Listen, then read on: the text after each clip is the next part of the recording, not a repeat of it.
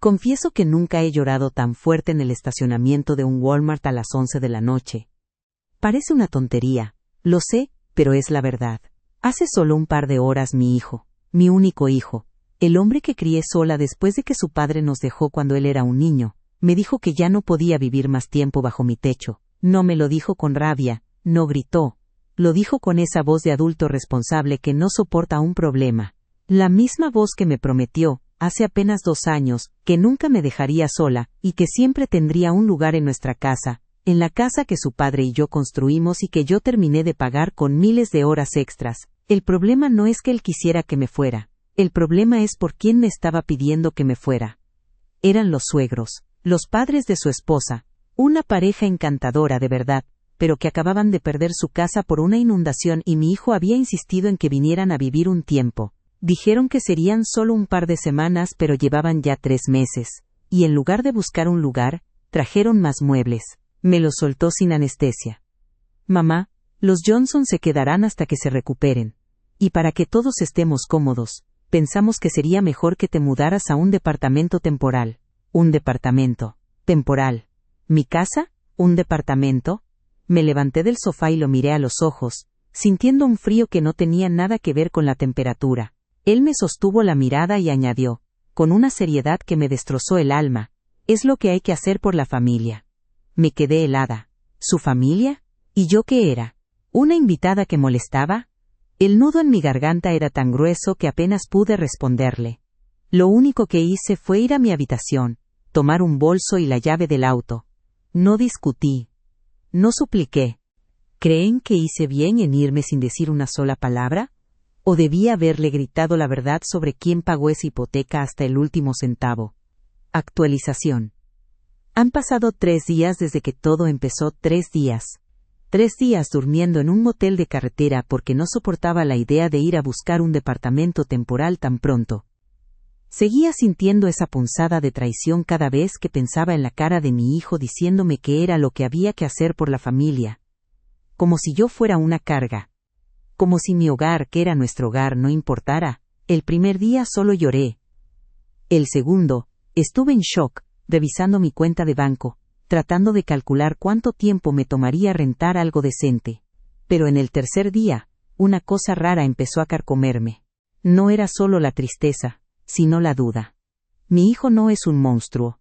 Es un hombre noble, quizás demasiado complaciente. Siempre ha sido así, tratando de hacer felices a todos a su alrededor. Pero esto era demasiado. Pedirle a su madre que se fuera de su casa, a menos que hubiera algo más que solo hospitalidad. Empecé a recordar pequeñas cosas de las últimas semanas que no encajaban. Por ejemplo, los Johnson no parecían estar tan arruinados. La señora Johnson salía todos los días con ropa nueva, y el señor Johnson pasaba las tardes en el patio haciendo videollamadas con lo que parecía ser un agente de bienes raíces. Lo escuché decir muy casualmente que estaban viendo una casa que era perfecta pero con un poco de retraso en la financiación. ¿Retraso? Si estaban inundados, se supone que necesitaban el dinero de la póliza de inmediato. Luego recordé la conversación que mi nuera y yo tuvimos el mes pasado, cuando hablamos de mi jubilación. Le mencioné que la casa estaba completamente pagada y que, de hecho, pensaba dejarle a mi hijo la propiedad en herencia. Ella se puso extrañamente rígida y me preguntó: ¿Y de verdad no piensa venderla nunca, suegra? Es una propiedad muy valiosa ahora mismo. En ese momento lo vi como un comentario inocente, ahora me sonaba como el primer indicio. La semilla de la duda me hizo sentir náuseas. No podía ser que mi nuera y sus padres estuvieran orquestando algo. ¿O sí? Tomé mi celular, con las manos temblándome, y busqué el número de mi vieja amiga Elena, la abogada de la familia. Tenía que saber si me estaban mintiendo, o si peor aún, estaban tratando de sacarme de mi casa de manera definitiva para quedarse con ella. ¿Qué tan cerca estaba de descubrir una traición que no solo era emocional, sino también financiera? Actualización. 2 días después de hablar con la abogada, llamar a Elena, mi abogada y amiga, fue como inyectarme un poco de coraje. Le conté toda la historia, desde la inundación de los Johnson hasta la súbita necesidad de mi hijo de que yo me fuera. Elena, que me conoce bien, fue directa. Esto suena a que te quieren fuera, para que la propiedad sea más fácil de manejar, amiga. Necesitas saber cuál es la situación real de esos suegros. Ella me explicó que, aunque la casa estaba legalmente solo a mi nombre, si yo la abandonaba voluntariamente por un tiempo prolongado, o si firmaba algún documento sin querer, mi hijo y su esposa podían intentar argumentar un derecho de posesión o algo peor. Lo primero era investigar la situación de la supuesta inundación. No quería volver a la casa. Eso era demasiado doloroso. Así que hice lo que cualquiera haría. Llamé a una vecina chismosa. Llamé a doña Carmen, la señora que siempre sabe todo lo que pasa en la colonia. Le conté que había tenido que salir de viaje urgentemente, pero le pregunté por los Johnson. Doña Carmen me soltó una bomba tan rápido que casi me ahogo con mi café de motel. ¿Los Johnson? Ay, mija, pues no le contaron. La inundación no fue en su casa. Fue en el sótano, y no fue de la lluvia, fue una tubería rota. No perdieron la casa, solo tuvieron un desorden. De hecho, están reparando y me dijeron que los van a indemnizar bien, no se preocupe por ellos. El corazón se me cayó al estómago. Me habían mentido. Mi hijo me había mentido. La excusa de que no tenían dónde vivir era una farsa. Necesitaban el dinero del seguro y solo el sótano estaba dañado. Pero el hallazgo más revelador no vino de doña Carmen. Vino de mí. Recordé que mi nuera solía dejar su laptop abierta en la cocina. Me arriesgué. Con el estómago revuelto por la adrenalina, manejé hasta la casa a una hora que sabía que mi hijo estaba en el trabajo, y los Johnson solían salir al café. Entré con mi llave, con el miedo de que alguien me viera, y fui directo a la oficina de mi nuera. Revisé su correo, temblando. Y allí estaba. Un email de un banco. Era una solicitud de hipoteca a nombre de mi hijo y mi nuera. El correo mencionaba que la preaprobación estaba sujeta a la venta de la propiedad actual, a nombre de la señora a mi nombre. No querían que me fuera temporalmente. Querían vender la casa en la que nacieron y crecieron mis nietos. Querían usar la mentira de la inundación para que yo saliera, para que yo me sintiera culpable de estorbar, y así presionarme a cederles la casa o al menos a firmar la venta. Me congelé en mi sitio. ¿Cómo era posible que mi propio hijo se hubiera confabulado con su esposa y sus suegros para robarme la casa? Actualización. Esa misma noche. La furia me mantuvo en movimiento. Cuando salí de la casa, cerré la puerta con tanta suavidad que parecía una fantasma, pero por dentro era un volcán. No volví al motel. Manejé sin rumbo hasta que me tranquilicé lo suficiente para pensar con claridad. El plan era sencillo y brutal. Los iba a enfrentar, a todos y de una sola vez. Llamé a mi hijo y le dije con una calma forzada, que necesitaba hablar con él, su esposa y, de ser posible, los Johnson. Le dije que había encontrado algo importante que aclarar. Puse la trampa. Él, visiblemente nervioso, me dijo que me encontraría en un restaurante tranquilo. Le corté la llamada. No. Esto no se resolvía en público. Quiero que estén en mi casa, en la sala en una hora, dije con voz firme cuando le devolví la llamada. Es mi casa, y es ahí donde vamos a hablar. Ni un minuto después, una hora más tarde, llegué. Los Johnson estaban sentados en el sofá que yo había elegido hace 20 años. Mi hijo estaba de pie, cerca de la ventana, con el rostro pálido. Mi nuera, con ese aire de superioridad, me miraba con una expresión de ¿y ahora qué quiere esta señora? Me puse de pie frente a ellos, respirando hondo. No iba a gritar. Iba a usar la verdad como un bisturí. Empecemos por el principio, dije, con la voz suave, demasiado suave. Me pidieron que me fuera porque sus padres perdieron la casa en una inundación. Eso es una mentira. Doña Carmen, mi vecina, me ha dicho que solo fue el sótano de la casa de ustedes, y que el seguro cubre la reparación. Mi nuera se puso tensa, y el señor Johnson, que es el más descarado, intentó interrumpir. Señora, el desorden fue tal que era inevitable, lo juro. Levanté la mano. No. No me jure nada, ya mentimos. Ahora, hablemos del verdadero motivo. Abrí mi bolso y saqué la copia impresa del correo electrónico del banco. La preaprobación de hipoteca ligada a la venta de mi casa. Lo puse en la mesita de centro. Esta es la casa que yo pagué. Esta es la herencia de mi hijo, dije mirando directamente a mi nuera. Ustedes, los Johnson, supuestamente vinieron a un refugio, pero en realidad, vinieron a presionar a mi hijo, para que me sacara y poder venderla rápidamente. ¿Verdad? Mi hijo no podía mirarme. Bajó la cabeza, y su silencio fue mi confirmación. ¿Por qué, hijo? ¿Por qué me mientes? ¿Por qué me echas de nuestra casa, para venderla y comprar otra cosa, dejando a tu madre a su suerte? Él rompió su silencio con un murmullo de excusas. Mamá, la casa es vieja, es que es mucho dinero. Necesitábamos capital para el negocio de John, el señor Johnson. Ahí fue cuando la señora Johnson hizo algo peligroso e irreversible. Si no va a venderla, déjenos el dinero de la indemnización de su esposo. Es lo justo. Esa frase me encendió. No se trataba solo de la casa. Se trataba del recuerdo de mi esposo, de mi esfuerzo, de mi vida. Me di cuenta de que mi hijo era solo un peón en un juego mucho más grande de ambición familiar. Tomé el teléfono. No llamé a Elena. Llamé a mi nieto, que estaba en una pijamada en casa de un amigo. Mi amor, la abuela va a hacer algo que te va a doler, pero que tienes que entender, le susurré. Mañana en la mañana, ven por tus cosas. Tu abuela ha tomado una decisión drástica. Colgué y miré a los 4 rostros pálidos y temblorosos en mi sala. Con una calma sepulcral, saqué un sobre que había preparado y lo puse sobre la mesa. Ya no es temporal, anuncié. Me voy para siempre, y ustedes tienen 2 semanas para salir. Y para que no queden dudas de que ya no quiero tener nada que ver con esta traición, acabo de llamar a un agente inmobiliario para poner la casa a la venta inmediatamente. Actualización. 1 semana después de la confrontación. La noticia de que había puesto la casa a la venta cayó como una bomba. Cuando les dije que llamé a la gente, no me creyeron.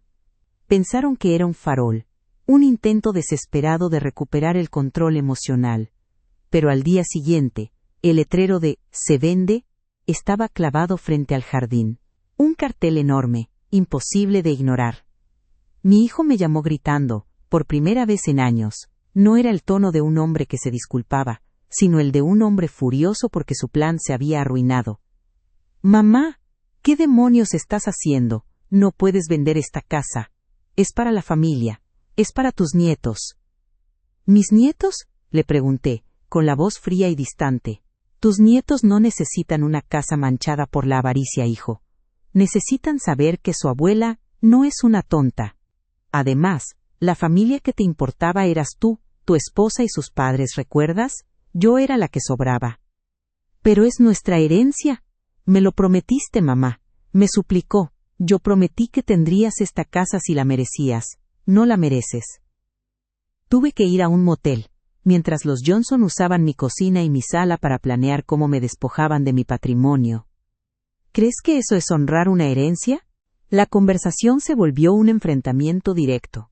Él intentó el chantaje emocional, recordó todas las cosas que había hecho por mí, desde cambiar un foco hasta acompañarme al médico.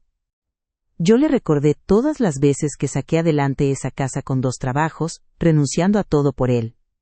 Era una guerra de culpas, y ambos estábamos perdiendo. El verdadero clímax llegó el fin de semana siguiente. El agente inmobiliario había programado las primeras visitas. Mi hijo no estaba en casa, pero sí estaban los Johnson y mi nuera. Yo llegué 10 minutos antes, con Elena, mi abogada, siguiéndome de cerca.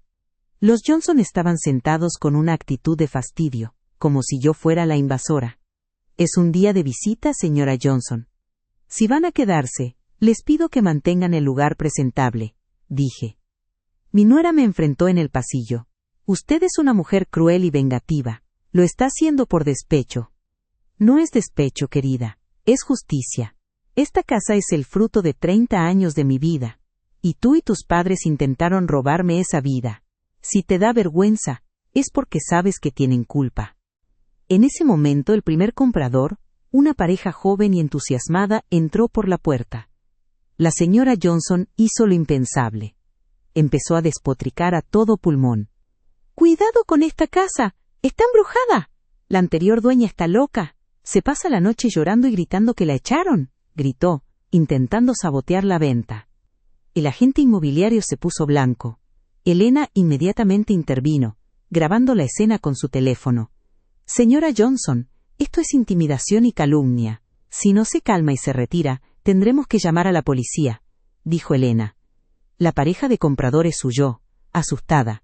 La furia me invadió de una manera que nunca había experimentado.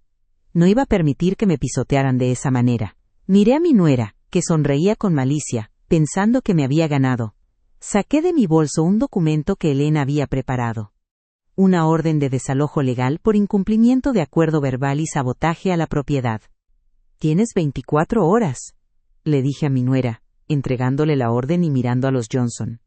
«Vacíen la casa. Si vuelven a intentar sabotear una sola visita, o si el agente encuentra una sola cosa rota, voy a proceder legalmente con cargos por daños y perjuicios». Mi nuera palideció al ver el sello del juzgado, entendió que yo iba en serio, pero mi hijo, que llegó justo en ese momento, no lo hizo. Me tomó del brazo con fuerza. «No puedes hacer esto, no puedes. Si vendes esta casa, te juro que no vuelves a ver a tus nietos en tu vida». Esa fue la revelación devastadora. No era la casa, eran los nietos. Estaba usando a mis amores como un arma. Me solté de su agarre. Lo miré con el mismo frío que había sentido la noche en el Walmart. «Acabas de firmar nuestra ruptura. La casa se vende. Y me encargaré de que mis nietos, cuando sean mayores, sepan exactamente quién eligió la codicia sobre su madre». Actualización. Un mes después, la casa se vendió. La venta se concretó de manera rápida. La orden de desalojo funcionó, y mi hijo, con la ayuda de sus suegros, tuvo que sacar todas sus cosas en menos de una semana, humillado. No luchó en el juzgado. Sabía que la evidencia de su mentira era demasiado fuerte. Se mudaron temporalmente al famoso sótano inundado de los Johnson, mientras esperaban conseguir algo permanente. Yo me quedé con el dinero de la venta, una cantidad sustancial. Mi hijo cortó el contacto. No me ha llamado, no me ha escrito, y le ha prohibido a mi nuera, según mi nieto me contó en secreto, cualquier comunicación conmigo. La amenaza sobre mis nietos se hizo real, pero solo a medias. Mi nieto, ese niño inteligente y sensible, me llama a escondidas. Él es mi único cable a tierra. Me pregunta por qué estoy en un departamento temporal. Esta vez sí renté uno pequeño y acogedor. Yo no le miento del todo. Tu abuela vendió la casa porque era hora de un nuevo comienzo, mi amor. Y a veces, los adultos tomamos decisiones difíciles por cosas que se rompieron. Pero aquí está el giro final, el que me deja pensando y que no se lo he dicho a nadie más que a Elena. Con el dinero de la venta, pude hacer dos cosas. La primera fue comprar una pequeña casa a mi nombre, cerca de Elena, lejos de la vieja colonia. La segunda, la más importante, fue un movimiento de ajedrez. Un par de días después de la venta, recibí una llamada del agente inmobiliario.